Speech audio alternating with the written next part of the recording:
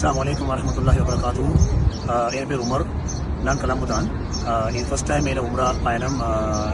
இவ்வளோ காலம் என்னோட கனவு இன்றைக்கி தான் இந்த ட்ரிப் தான் என்னை அல்லா கபூலாக்கினான்.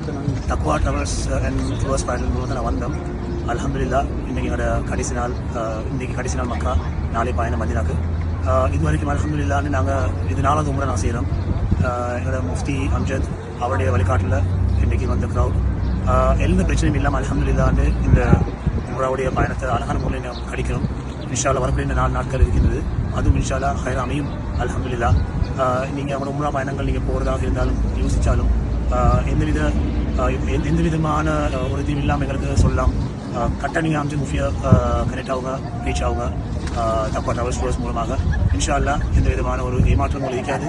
ஏன்னா நான் இன்றைக்கி இருக்கிற இந்த டூரில் வந்து 100% அல்ஹம்துலில்லாஹ் satisfactory. I would say that அல்ஹம்துலில்லாஹ் எந்தவித பிரச்சனையும் அல்ஹம்துலில்லாஹ் எதிர்பார்த்ததை விட என்ன எதிர்பார்த்தமோ அது அப்படியே அல்ஹம்துலில்லாஹ் எனக்கு இருக்குது.